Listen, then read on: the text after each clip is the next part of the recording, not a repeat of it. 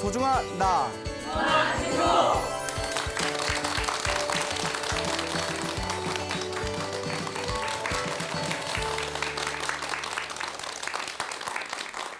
예, 만나서 반갑습니다. 예, 광우 스님이라고 합니다. 예, 또 멀리서 우리 소나무 애청자 분께서 또 소중한 편지를 보내오셨어요. 그래서 내용이 너무 좋아서 잠시 읽어드리도록 하겠습니다. 예, 제가 한번 열어보겠습니다. 존경하는 광우 스님께. 왜 웃었어요? 존경하면 안 돼요? 예. 안녕하세요, 스님. 저는 안양에 거주하는 50대 중반을 넘어선 남자입니다. 광우 스님께서 진행하고 계신 소나무 프로가 너무도 유익하면서도 흥미로운 주제를 다루고 있어서 BTN 앱으로 1회부터 모두 다 시청을 했습니다. 저는 타 종교에서 꽤 오래 신앙생활을 했었는데 늘 해결되지 않던 의문점들이 많았습니다. 그러다 우연히 BTN을 보게 되어 제가 이전에 알고 있던 불교에 대한 생각이 편견과 오해였고 불교의 교리가 심오하면서도 인간의 문제를 해결해 줄 수 있는 합리적인 진리의 가르침이라는 것을 깨닫게 되었습니다. 그리고 기도의 성취 여부와 인간의 행, 불행이 모두 연기법과 인과응보에 따른 업장의 문제라는 것을 알게 되면서 타 종교에서는 해결되지 않던 의문점들이 해소되었습니다. 이제 불도에 귀의한 지 6개월 정도밖에 안 되어서 모르는 것도 많고 기도도 서툴지만 나름 계속 노력하고 있습니다. 제 아들이 모 음악대학에서 피아노를 전공하고 있는데 유명 모 신문사가 주최하는 전국 콩쿨에서 3년 동안 계속 낙선을 했습니다. 그래서 두어 달 전부터는 아침에 천수경과 반야심경 독송을 했고 약 한 달 전부터는 집 근처 절에 특별한 일이 없는 한 매일 가서 절을 올렸습니다. 그렇다 해도 연불도 서툴고 절도 아직 몸에 익숙하지 않아서 대웅전에서 3배, 지장전에서 3배, 삼성각에서 칠성님, 독성님, 상신님께 각각 3배씩을 올렸을 뿐입니다. 시주금도 매일 가다 보니 많이 드리기가 좀 부담이 되어서 부끄럽지만 각 전에 1,000원씩밖에 못 드렸습니다. 그런데 이번에 마침내 고대하던 1등에 입상하게 되었습니다. 물론 우연의 일치일 수도 있겠지만 저는 그리 생각하지 않습니다. 불보살님과 신중님들 그리고 칠성, 독성, 상신님께서 앞으로도 더욱 열심히 불도에 정진하라는 격려를 주신 것이라 확신합니다. 일전에 화계사로 스님을 찾아뵙고 잠시 인사만 드리고 오는 바람에 미처 편지를 드리지 못해 일이 우편으로 사연을 드리게 되었습니다. 소나무 덕에 왜 기도를 해야 하는지 또 왜 공덕을 지어야 하는지 등을 쉽고 재미있게 이해하게 되었습니다. 그래서 이렇게 편지글로써 다시 감사 인사를 드립니다. 스님 늘 건강하시고 앞으로도 오래오래 유익한 부처님 법을 전해주시기 바랍니다. 안녕히 계십시오. 2018년 4월 2일 안양에서 아무개 올림. 이렇게 멀리서 또 안양에서 살고 계시는 우리 초심 불자님께서 보내주신 이 편지를 읽어드렸습니다. 그래서 제가 항상 부처님 앞에서 발언하기를 이렇게 소중한 부처님의 가르침을 세상에 널리 펼 수 있게 해주셔서 너무 감사드립니다 라고 항상 부처님께 감사의 기도를 올리는데요. 제가 가장 보람 있는 일 중에 하나가 저의 부족하지만 부족하게나마 저의 설법을 들어주시고 그렇게 불심과 신심을 일으켜셨다는 불자님들을 보면 그게 제 삶의 가장 큰 보람인 것 같습니다. 그래서 요 안양에서 편지를 보내주신 우리 거사님께서도 이렇게 저에게 격려의 또 좋은 편지, 좋은 말씀 보내주셔서 제가 너무나 감사하게 생각을 합니다. 그리고 아까 아들분께서 피아노를 콩쿨대에서 계속 낙선을 하셨는데 이제 기도를 시작하고 나서 그 1등을 하게 되었다. 내가 생각하기에는 우연이 아니라 분명히 이게 불보살님의 값인 것 같다. 그런 내용이 나왔잖아요. 그렇게 생각해 주셔서 고마운데, 그런데 아무리 부처님이 도와주고 싶어도 실력이 없으면 1등 못합니다. 우리가 이게 중요해요. 공부 하나도 안 해놓고 부처님한테 기도만 하면서 우리 아들 대학 1등 하게 해주세요. 아무리 빌어도 돼요, 안 돼요? 자기가 공부를 해야지. 그렇잖아요. 자식이 공부를 해야죠. 그와 같이 요 아드님께서 또 콩쿨대에서 1등을 하시게 된 것도 물론 우리 불보살님이 가피해 주신 걸 수도 있지만 또 그 아드님의 특출난 실력이었음을 제가 한번 꼭 강조해서 말씀을 드리고 싶습니다. 그래서 어쨌거나 앞으로 열심히 신행생활을 하셔서 더욱더 큰 불보살님의 가피를 받으시기 바랍니다. 요새 이제 그 소나무가 인지도가 많이 올라갔나 봐요. 주변에서 사실 편지도 많이 오고 또 전화도 굉장히 자주 옵니다. 또 화계사에도 또 자주들 찾아오시고 이제 한결같이 이제 상담을 하게 되죠. 찾아오시는 분들 같은 경우에는 멀리서 찾아오시는 분들은 두 부류가 있으세요. 한 부류는 소나무의 너무나 애청자라서 그냥 제 얼굴 한번 보고 싶어서, 예. 그 뭐 별로 잘생기지도 않았는데, 근데 한결같이 하시는 말씀이, 저 되게 겸손하죠. 별로 잘생기지도 않았는데, 예. 근데 뭐 귀엽다는 얘기만 들었는데, 근데 한결같이 하시는 말씀이, 어머, 실물이 훨씬 나으세요. 예. 제 입으로 얘기해서 미안한데 실물이 낫죠. 예. 그 카메라에 비추는 모습이 좀 뚱뚱하게 나옵니다. 예. 그래서 그 연예인들 카메라에서는 날씬하게 보이는데 실제로 보면 빼빼 말렸다고 하잖아요. 예. 그래서 부끄럽게나마 실물이 낫다는 얘기를 듣고, 두 번째 부류는 찾아오시는 분들은 너무 답답해서, 그러니까 상담할 게 있으니까 이제 소나무 보다 보니까 저 광우 스님께 한번 여쭤봐야겠다. 네, 오늘 이 자리에서도 다시 말씀드리지만 저한테 찾아오셔도 제가 드릴 수 있는 이야기는 하나밖에 없습니다. 기도하셔라. 다 내가 전생에 지은 내 빚이고 내 업보다. 그걸 누가 녹여야 돼요? 그렇죠. 자기가 녹여야 됩니다. 기도해라. 간절하게 기도하고 정성껏 기도하고 미친 듯이 기도하고, 그렇다고 진짜 미치면 안 돼요. 네? 그렇게 열정을 가지고 기도하면서 다 내 전생의 업입니다. 다 전생의 내 업보입니다. 제가 지금 참여하겠습니다. 저에게 힘을 주십시오. 간절하게 기도하면 그 업장이 소멸되게 될 것이다. 그러니까 뭐 멀리서 굳이 광우 스님 찾아오실 필요 없습니다.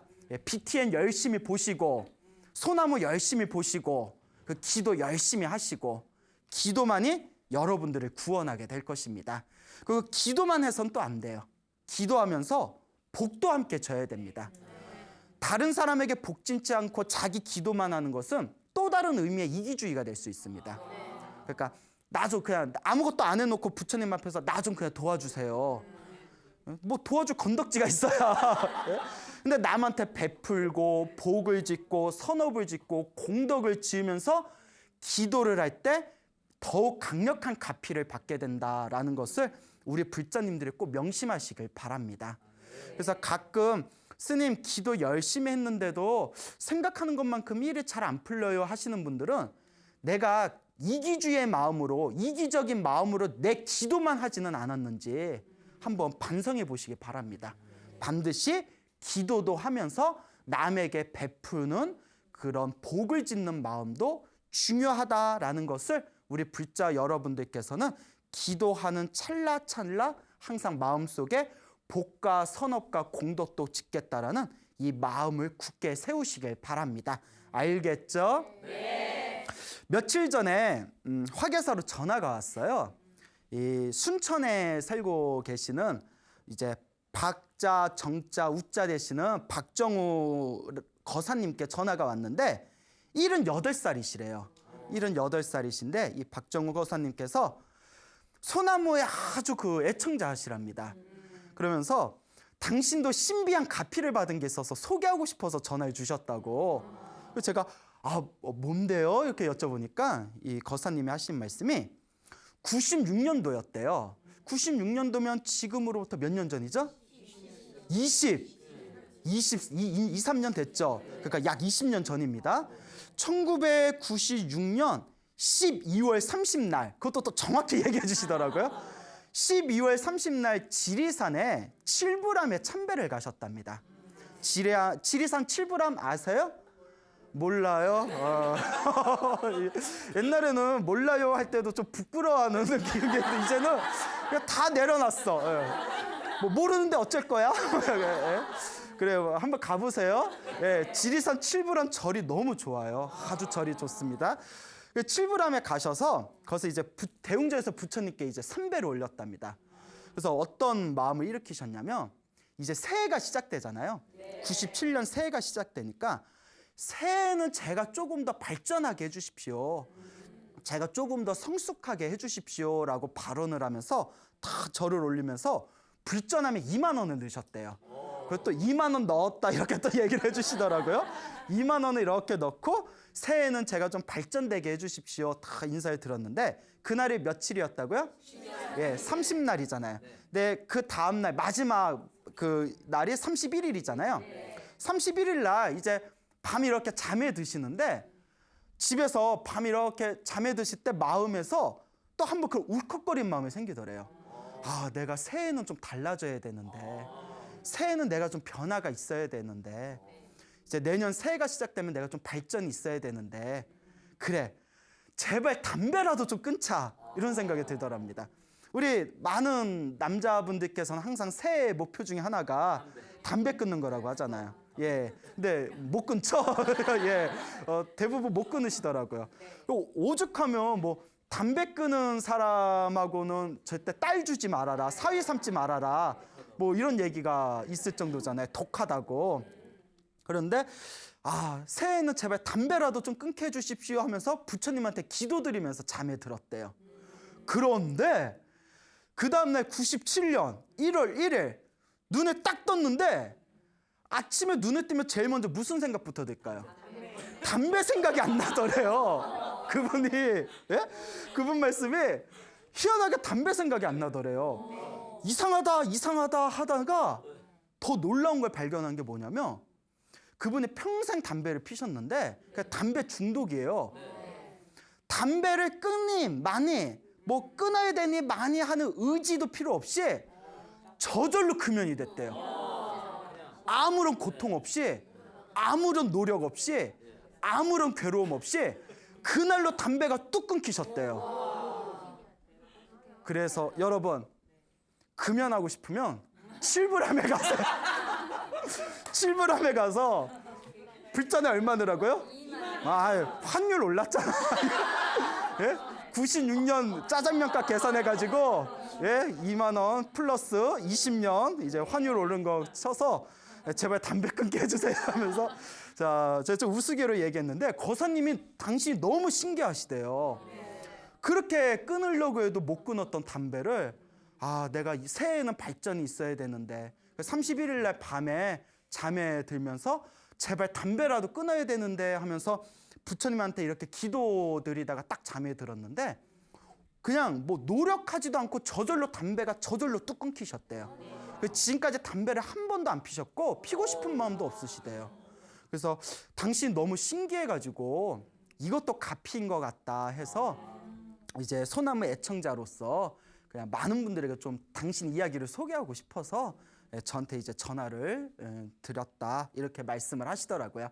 어쨌거나 우리 많은 불자님들에게 또 좋은 웃음 주신 우리 박정우 거사님 너무나 감사드립니다.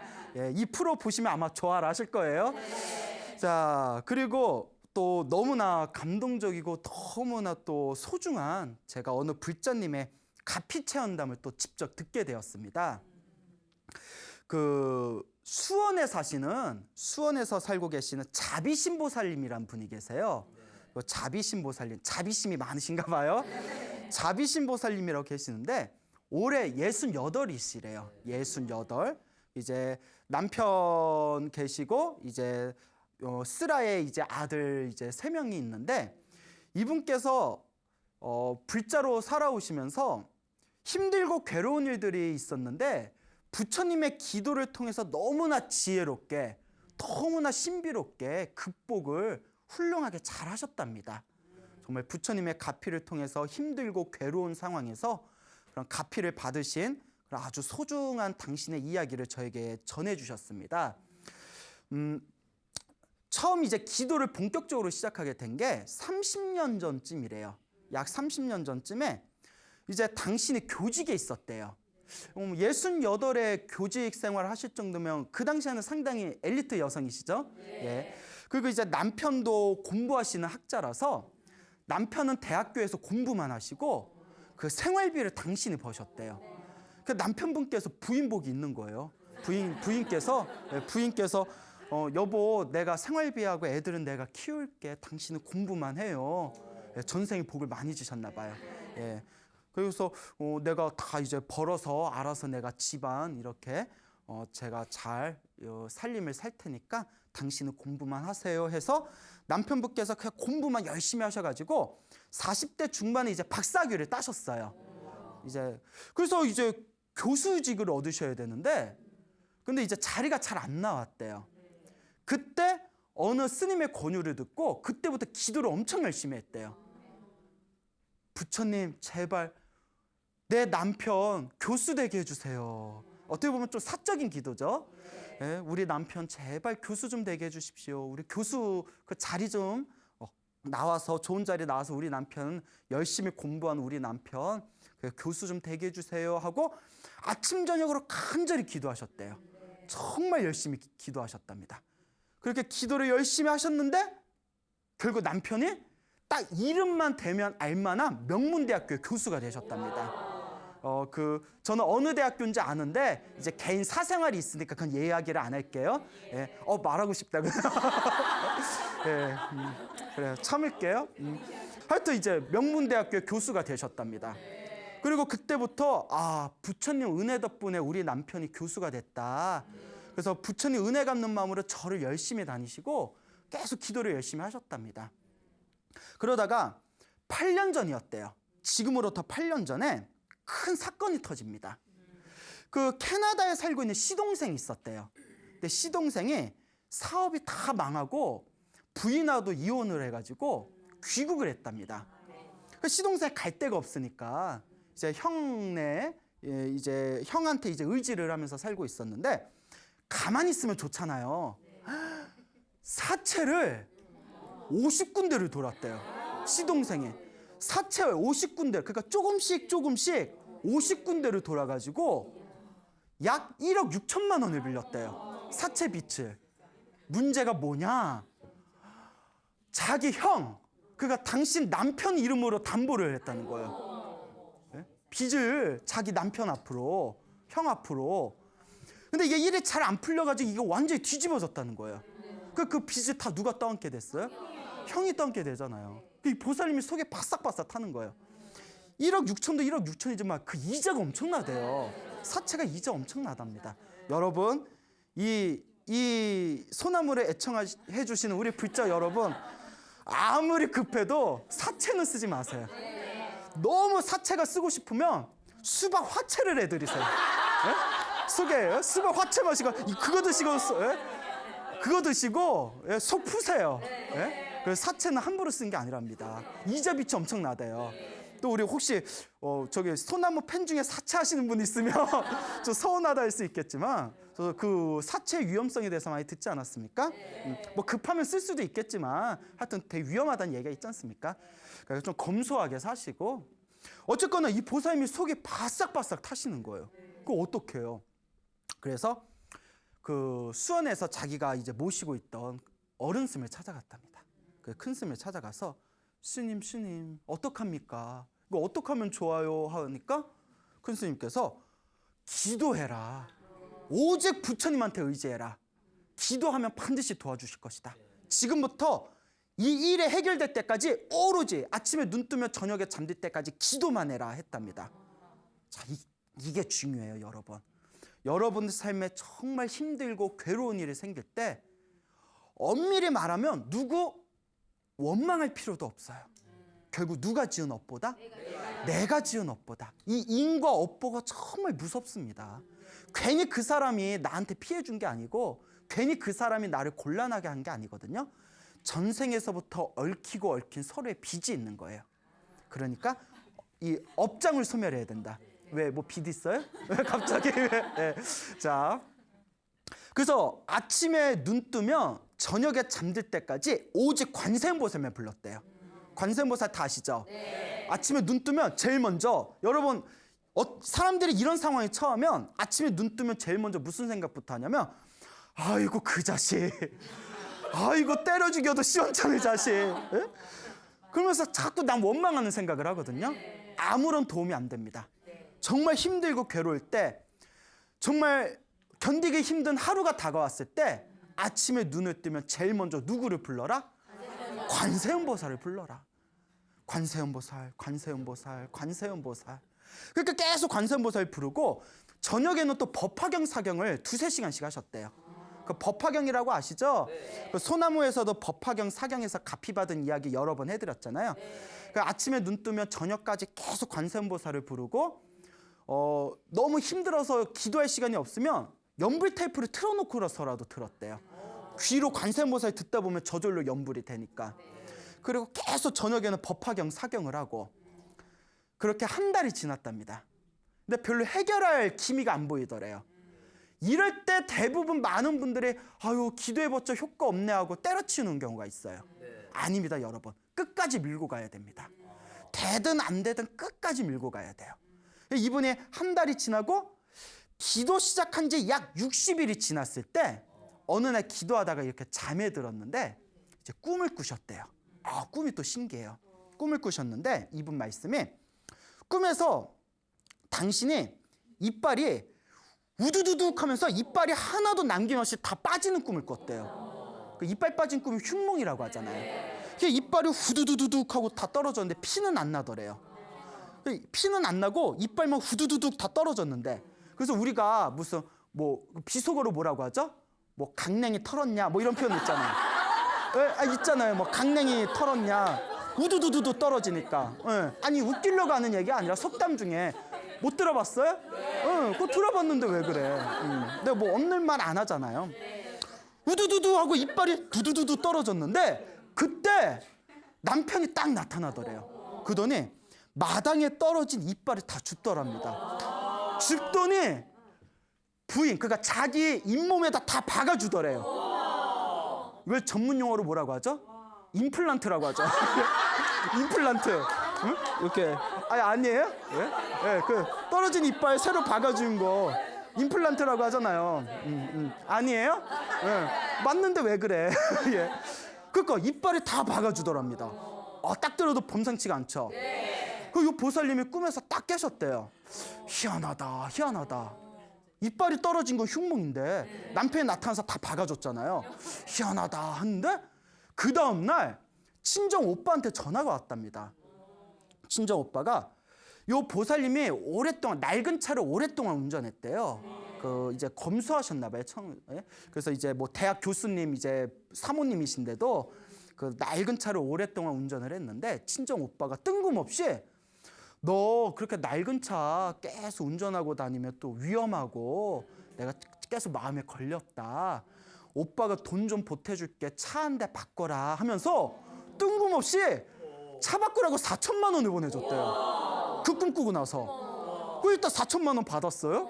그래서 이제 4천만 원 통장이 찍혔으니까 뭐지?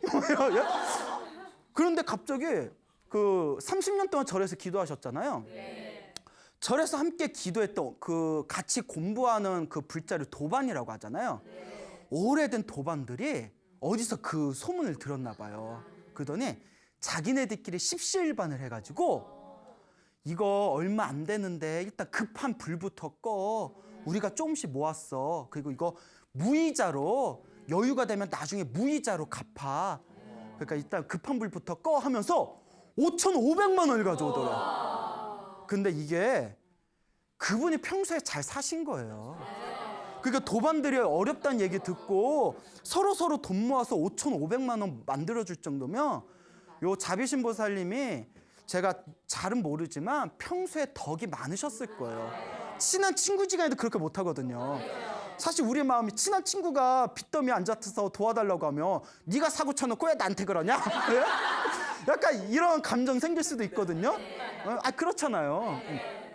그래가지고 뭐 친구한테 돈 함부로 빌려주지 말아라. 친구 잃고 돈 잃는다. 다 우리 조상님들께서 다 생활 속에서 얻은 연륜이시잖아요. 근데 이 보살님이 평소에 절에서 덕이 있었는지 함께 기도했던 오래된 그 친구 도반들이 십시일반에서 5,500만 원을 다 가져오더래요. 급한 불부터 끄라고. 그 남는 돈은 또 남편이 이제 대학 교수고 하니까 뭐 연금공단에서 어찌어찌해서 대출을 받았대요. 그래서 싹 갚았대요. 싹 갚고 나머지 그 도반들한테 빌린 돈은 2년 후에 깔끔하게 다 갚았답니다. 또 2년 후에. 그러면서 하신 말씀이 이자가 없다 보니까 쉽게 갚더래요. 이자가 없어서 쉽게 갚았다. 그러니까 그 꿈을 딱 꾸고 나서 그래서 너무나 이게 부처님의 은혜가 아니겠는가. 근데 이제 여기서 끝나는 게 아니에요. 문제가 뭐냐면 68이셨는데 8년 전에 일어난 사건이니까 남편분께서 대충 이제 정년퇴임하실 때쯤에 생긴 사건이잖아요. 이제 남편께서 이제 교수직을 내려놓으셨는데 빚 갚느라고 노후자금에 차질이 생겨버렸대요. 그리고 이제 아들이 이제 유학가 있고 아들들이 다들 공부를 잘해서 막 학위 따고 있고 유학가 있고 그 애들 학자금도 있을 거 아니에요? 그리고 너무나 큰 빚으로 돈이 쑥 나가고 돈 갚다 보니까 노후자금에 이제 차질이 생겨서 아유 이거 또 어떡하냐 하고 스님한테 여쭤봤더니 스님이 기도하면 되잖아. 여태껏 기도해서 다 극복했잖냐. 기도 또 열심히 해라. 또 기도를 엄청 열심히 했대요. 우리 관세음보살님도 바쁘실 거야. 툭 하면 도와달라고. 툭 하면 도와달라고. 우리가 관세음보살님은 약간 이런 마음이 들 수도 있을 것 같아요. 그만큼 도와달랬는데 또 불러? 이럴 수도 있을 것 같아요. 근데 관세음보살님은 무한자비잖아요. 여러분 관세음보살님한테 미안한 마음 가질 필요 없습니다. 미안한 마음 가질 필요 없어요. 관세음보살님은 다 퍼주시는 분이에요. 대신 은혜는 갚아야 됩니다. 자, 여거나 관세음보살님한테 간절하게 기도를 했답니다. 우리 남편이 이제 정년퇴임하면 노후에 이제 먹고 살 것도 노후 자금도 있어야 되는데 차질이 생겼고 제발 관세음보살님 부처님 믿습니다. 도와주십시오. 그냥 간절히 기도를 했는데 얼마 안 있어서 지방대학교에서 부촌장으로 모셔갔대요. 그 지방대학교를 제가 들었는데 이름 얘기하면 돼요? 안 돼요? 안 돼요? 예, 사생활이라서 안 되죠. 간질거려. 그래서 저 지방대학교에 부총장님으로 딱 가셔서 그러니까 또 노후 문제가 또 해결이 된 거예요. 그러니까 그 보살님이 이건 정말 부처님 은혜가 아니면 어쩜 이렇게 기도할 때마다 일이 딱딱 맞아떨어지는지 모르겠다고. 듣다 보니까 저도 신심이 나더라고요. 마지막으로 한 이야기를 더 해주셨는데 그 아들이 3명이 있는데 다 공부를 잘했답니다. 그중에 이제 아들 하나가 고려대학교 전자공학과를 다녔대요. 근데 이제 아들이 저기 외국에 유학을 가려고 하는데 추천서를 받아서 가야 이렇게 장학금 혜택을 받을 수가 있대요. 뭐 외국 유학이 굉장히 돈이 많이 들잖아요. 그래서 추천서를 받으려고 했는데 떨어졌답니다. 그래서 이제 좀 서글픈 마음이 들어서 스님을 찾아가서 이렇게 하소연을 했대요. 한탄을 하면서 스님 뭐 추천서 받는 것도 백이 있어야 된다는데 우리는 백이 없어가지고 추천서 못 받나 봐요. 너무 아쉬워요. 막 이러니까 스님께서 무슨 소리냐고. 백 중에 최고의 백은 부처님이다. 기도. 부처님보다 더 좋은 백이 어딨냐. 기도해라 이랬답니다. 그래서 또 기도하셨대요. 이분은 밥만 먹고 기도만 하나 봐. 그러니까 기도를 또 열심히 했는데 1년 지난 뒤에 추천서를 받았답니다. 그래서 텍사스 주립대학에 들어갔대요. 아들이 텍사스 주립대학을 갔는데 항상 자식들을 위해서 기도했대요. 그래서 아들들이 다 잘 됐는데 항상 그 공부하는 아들들을 위해서 간절하게 기도를 하다 보니까 텍사스 주립대학에 간 그 아들이 60대 1의 확률로 그 텍사스 주립대학의 교수가 됐대요. 그 집안이 다 잘 된 거예요. 이런 부럽죠? 기도해. 기도예요. 예. 기도하시면 되잖아요. 그렇죠, 여러분? 예, 열심히 기도하세요. 예. 이분께서 스님, 제가 이렇게 부처님한테 너무나 많은 가피를 받았습니다. 그래서 이제 남은 생에는 부처님 은혜 갖는 마음으로 살고 있다고. 그래서 너무나 소나무 애청자고 팬인데 항상 소나무를 들으면서 항상 이제 기쁨을 느꼈는데 제가 이제 듣다가 소나무에 나오는 그런 부처님의 가피 이야기를 듣다가 내 이야기도 좀 도움이 되지 않을까 불자들한테 알리고 싶어서 요 수원에 사시는 우리 그 자비신 보살님이라는 분께서 정말 우리 불자분들을 위한 소중한 가피체험단 이야기를 법공양해 주셨습니다. 그러니까 여러분들 부러워만 하지 마시고 기도하세요. 제가 항상 말씀드리죠. 기도를 하더라도 전생에 복이 좀 있으면 효과가 빨리 나타납니다. 항상 말씀드리죠. 전생에 저축해 놓은 게 많은 거예요. 근데 전생에 지어 놓은 게 없으면 태어날 때 내 복의 통장이 마이너스 통장이면 이번 생에 기도를 해도 효과가 더디게 나타납니다. 왜냐? 마이너스 통장부터 채워야 되잖아요. 그러니까 효과가 있든 없든 당장 눈앞에 드러나는 어떤 불보살님의 가피가 느껴지든 안 느껴지든 그런 것에 구애받지 마시고 그런 것에 집착하지 마시고 내가 지은 기도와 내가 지은 복은 반드시 내가 받는다는 확신을 가지시고 기도하세요. 그리고 복을 지으십시오. 예, 여러분들 삶이 분명히 아름다운 방향으로 나아가시게 될 겁니다. 알겠죠? 네. 어느 젊은 불자, 젊은 아가씨 이야기입니다. 이분이 오래전에 20대 중후반에 카드빚 수천만 원을 줬다.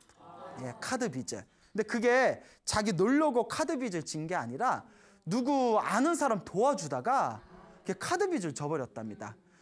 옛날에 보면 친구 의리 때문에 뭐 친구 연대 보증이라고 하나요? 그런 거 예.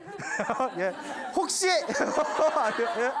예. 그런 거 잘못 찍어주고 해서 막 피해 보신 분들 많잖아요. 예. 여튼 이제 요 아가씨도 아시는 분들 도와주려다가 잘못돼서 젊은 나이에 수천만 원 이제 빚을 지게 됐답니다. 근데 이제 빚이 너무 크다 보니까 어린 나이에 갚기도 힘들 뿐더러 시간이 지나고 나니까 엄청난 경제적인 곤란함이 다가오더래요. 너무나 힘들고 괴로워서 또 어릴 때는 열이잖아요. 막 자살하고 싶은 생각이 들더래요. 이제 한창 꿈을 피워야 될 때인데 벌써부터 어린 나이에 젊은 나이에 빚이 많다 보니까 막 자살하고 싶고 힘들고 괴롭고 스트레스가 너무 엄청나더랍니다. 그런데 과거에 어렸을 때 어느 비구니 스님께서 지장기도를 많이 하면 어렵고 힘든 일들이 사라진다면서 지장경이라는 책을 줬던 게 기억이 나더래요. 그러니까 이것도 자기가 성근이 있는 거예요. 여러분 힘들고 어렵고 괴로울 때 불법을 만날 수 있는 것 자체가 복이 있는 겁니다. 그러니까 우리 BTN을 시청하시고 또 소나무를 시청하시면서 불심을 키우시는 분들은 일단 어느 정도 복이 있는 거예요. 그걸 자기가 잘 닦아나가야 되죠. 너무 힘들고 괴롭고 의지할 데가 없으니까 지장경 생각이 딱 나면서 이거라도 한번 해보자. 이거라도 한번 해보자. 업장이 두꺼운 사람은 아무리 기도하라고 해도 잘 안 해요. 업보가 너무 두꺼우면. 차라리 힘들고 괴로울 때 기도해서 그걸 극복해 나가는 사람들은 그래도 전생에 복을 지은 사람들입니다. 그러니까 여러분들도 이성으로는 나 기도해야 된다는 거 다 아시죠? 근데 몸으로는 잘 돼야 안 돼요. 왜 그런가 하면 업장이 두꺼워서 그런 거예요. 여러분 업장이 기도를 못하게 막 뒤흔드는 거야. 예. 남 얘기 아니에요. 예. 우리 얘기예요, 우리 얘기. 그런데 이분이 이제 전생에 그래도 좀 심어놓은 성근이 있었는지 지장경을 이렇게 기도를 하는데 지장경이라는 책이 있어요. 지장경을 처음부터 끝까지 읽는데 한 2시간 정도가 걸려요. 빨리 읽으면. 천천히 읽으면 한 3시간 걸리고 빨리 읽으면 2시간 정도 걸리는데 할 게 없으니까 너무 힘들고 괴로우니까 하루에 4번을 읽었대요. 몇 시간 기도한 거예요? 8시간 공부한 거죠. 2시간씩 4번 읽으면 몇 시간이에요? 예, 8시간이잖아요. 아까 4시간이라다면 내가 못 들었을 줄 알죠? 자, 그래요. 예. 그래서 이제 8시간을 기도를 하셨는데 8시간을 엄청나게 기도를 하셨는데 8시간 기도하고 나서 남는 시간은 절을 했대요. 부처님 도와주세요 절을 했는데 얼마나 열심히 했는지 그 하루에 8시간 지장경 읽고 남는 시간에는 절하고 나중에는 지쳐서 쓰러질 정도였대요. 그 정도로 기도한 거예요. 지쳐서 쓰러질 정도로. 여러분 공부할 때 지쳐서 쓰러질 정도로 공부해봤어요? 안 해봤어요? 네. 네. 그랬을 것 같아요. 네. 기도할 때 지쳐서 쓰러질 정도로 기도해봤어요? 안 해봤어요? 그래 괜히 물어봤네요. 자 이제 웃자고 한 얘기예요.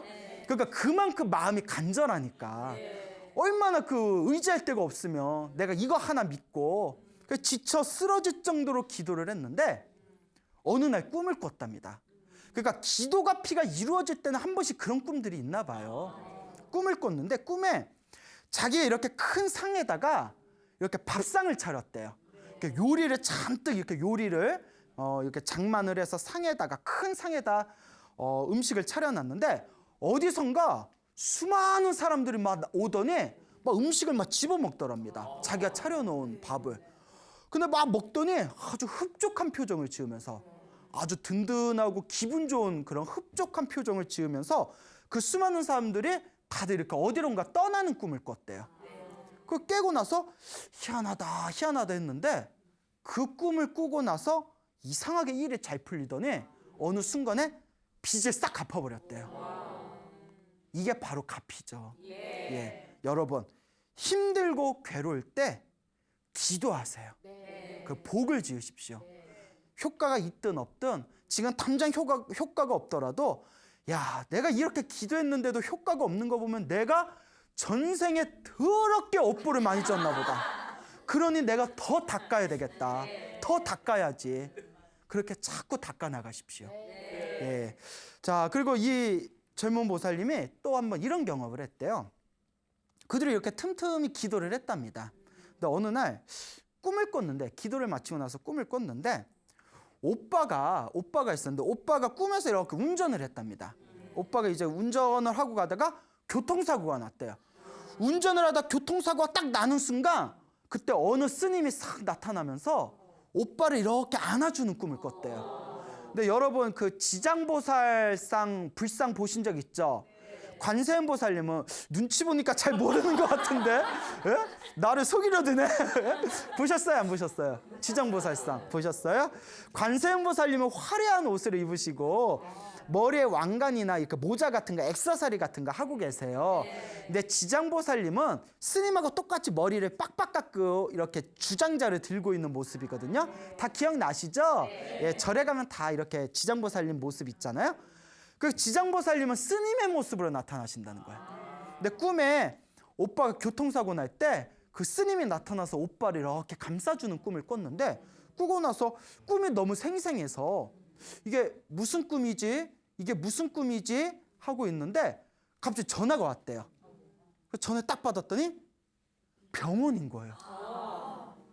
오빠가 대형 교통사고를 했어요. 그런데 교통사고에 당한 거에 비해서 몸에 상처가 없는 거예요.